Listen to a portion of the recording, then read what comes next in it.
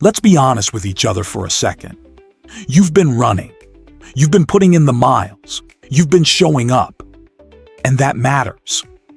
But here's the question that nobody around you is asking. Are you actually getting faster? Or are you just getting better at running the same pace over and over again, feeling like you're working hard but going absolutely nowhere? Because if you've been running for 6 months, a year, maybe longer, and your 5K time looks almost identical to what it was when you started, I need you to stop right now and really sit with that. Stop. That's not bad luck. That's not genetics. That's not your busy schedule. That is a training problem. And today, we are going to fix it. Welcome back. If you've been following this series, you already know we don't waste time here.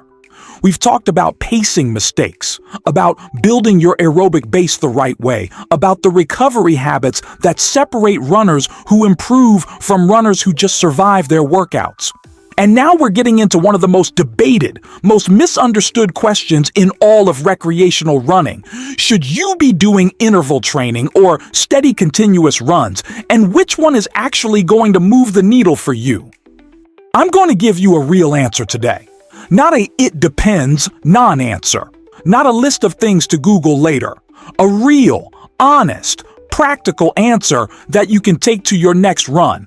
And before we get into it, drop a comment below right now. Tell me, are you currently doing intervals, long steady runs, or just kind of winging it? I want to know where you're starting from. All right, let's get into it. Here's the uncomfortable truth that most intermediate runners never want to admit. The reason you're stuck, the real reason, is that almost every single one of your runs feels about the same. Medium hard, not easy, not brutal, just medium. You go out, you run at a pace that feels like you're working, you come back sweaty and tired, and you check the box.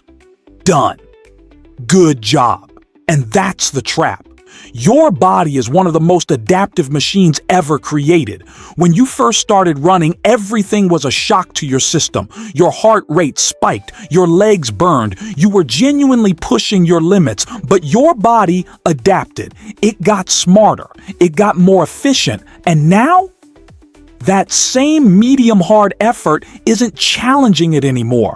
You're not in the comfort zone, you're in the gray zone. And the gray zone is where progress goes to die. Think about it this way. Imagine you're trying to get stronger in the gym, and every single day you walk in and you lift the exact same weight for the exact same number of reps at the exact same speed. Would you expect to get stronger? Of course not. You'd think that's ridiculous. But that is exactly what millions of recreational runners do every single week, and then they're genuinely surprised when they're not improving. The gray zone is real, it's comfortable, and it will absolutely kill your progress if you let it. Be honest with yourself. How many of your runs last week were genuinely easy? Not "I could have pushed harder" easy. Actually conversational, controlled, comfortable easy. And how many were genuinely hard? Like, "I cannot speak right now. My lungs are on fire. This is supposed to feel this bad hard?" If your answer to both of those questions is "not many," then you already know the problem. Here's what's happening physiologically, without getting too deep into the science.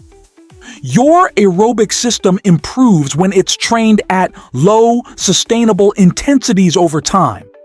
Your speed and lactate threshold, the point at which your body starts accumulating fatigue faster than it can clear it, those improve when you push hard, recover, and push hard again.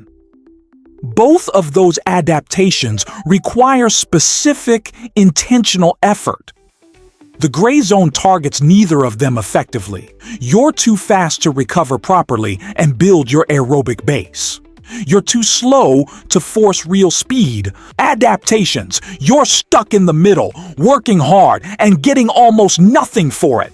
That's not a motivation problem. That's a structure problem. Now, I know what some of you are thinking right now, and I'm going to go ahead and say it for you because I've heard every version of this excuse.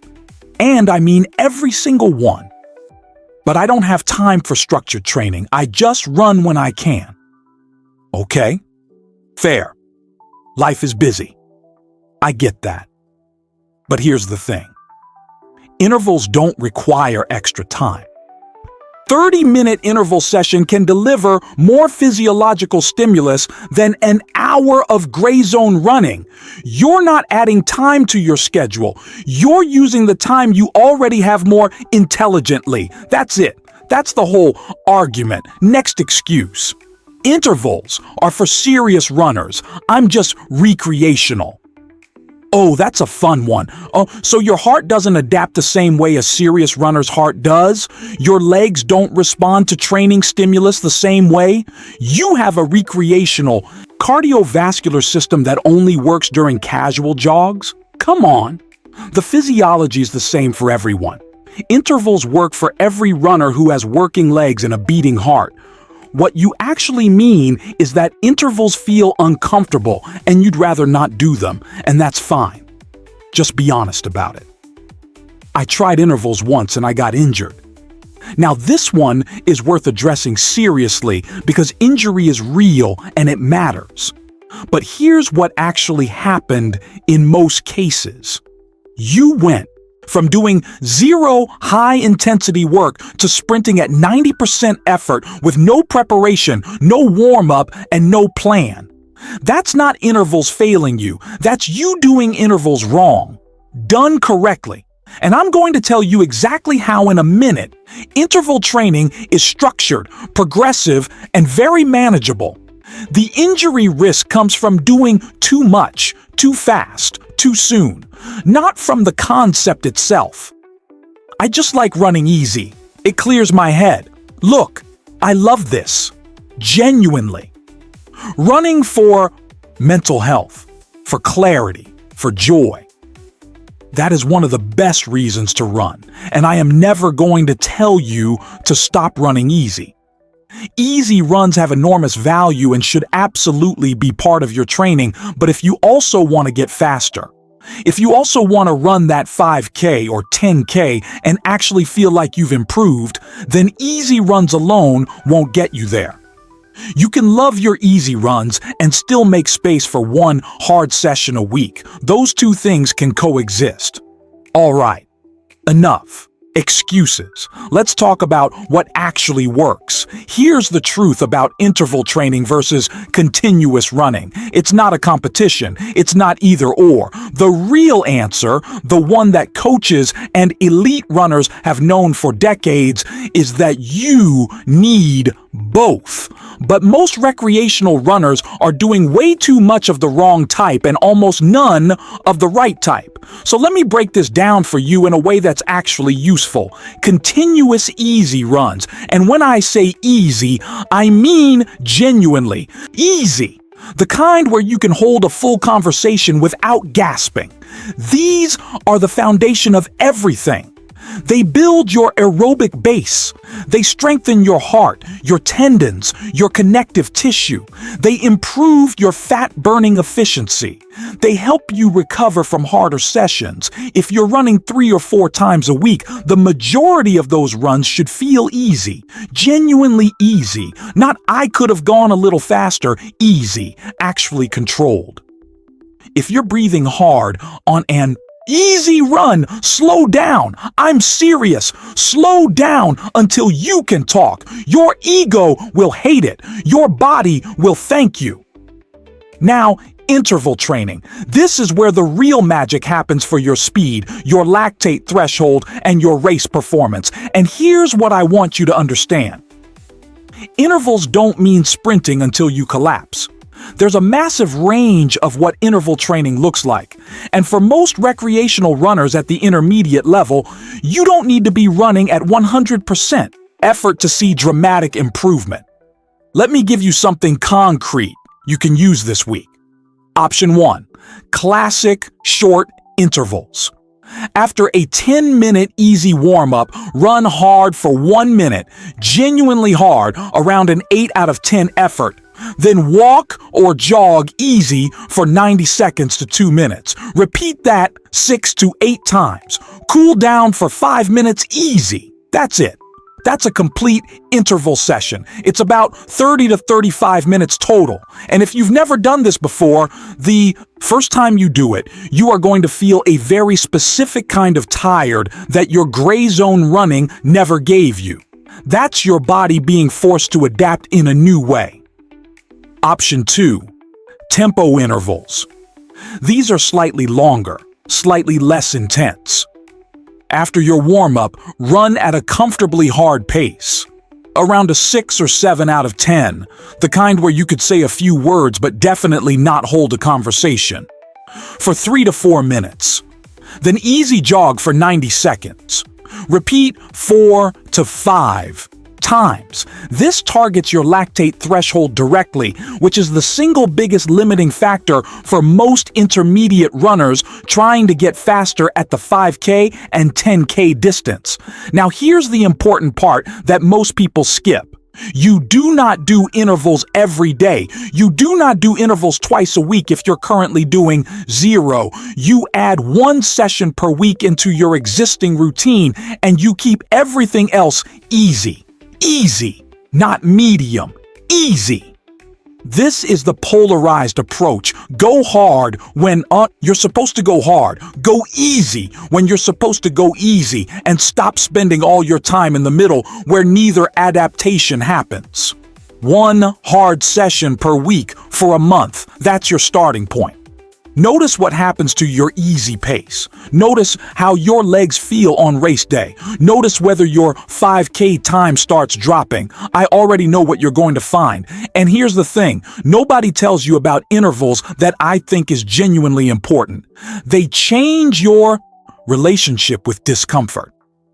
When you run gray zone all the time, hard feels impossible because you never train at hard. But when you regularly visit that uncomfortable place in your interval sessions, controlled, structured, for a set amount of time, you start to realize that hard is survivable, that you can push through it, that the voice in your head telling you to back off is not the voice of your body failing, it's just the voice of your body being surprised. And the more you train in that space, the quieter that voice gets. That honestly, is one of the biggest benefits of intervals that has nothing to do with pace or VO2 max. It builds mental toughness in a way that comfortable running simply cannot. Look, if you've made it this far in this series, you've already done more than most people will ever do. You've learned about pacing, about your aerobic base, about recovery, about why your previous approach wasn't working, and now you have this, a real, practical framework for why you've been stuck and exactly what to do about it. The formula is not complicated. Run easy most of the time, genuinely easy. Add 1 hard interval session per week. Let everything else recover. Repeat. That's it. That's the whole secret that the running industry overcomplicate into books and programs and coaching packages. Run easy, run hard. Don't spend your whole life in the middle. The runners who improve consistently are not the ones who train the hardest every single day. They're the ones who know exactly when to push and exactly when to back off. That discipline, that willingness to go easy when your ego wants to go medium, is actually harder than the intervals themselves, but it's what works. So here's what I want you to do before your next run. Decide which of your upcoming runs is going to be your interval session this week. Not, I'll think about it. Pick the day. Pick the time. Write it down if you have to. 1 hard session. Everything else easy. That's your assignment. Now, Here's where it gets interesting, because next week we're going in a completely different direction. We've been talking about speed work, about intervals, about going hard, but there's another type of run that is arguably the most important run for anyone chasing a half marathon. And almost everyone who does it completely wrong. We're talking about the long run, the long haul, as some runners call it. And I mean it when I say the mistakes I see recreational runners make on their long runs are stunning. Running too fast, not fueling properly, treating it like a race instead of a training tool, all of it. Next week, we're going to break down exactly how to structure your long run for half marathon training. What pace, what distance, what to eat, and the one mindset shift that changes everything about how you approach it. You think you know how to do a long run, you don't, and I can't wait to show you why. If this series has been useful to you, and I genuinely hope it has, hit subscribe so you don't miss that next one, and drop a comment below right now. Are you going to try intervals this week, or are you going to tell me you already do them and you want to argue about it? Either way, I want to hear from you. See you in the next one.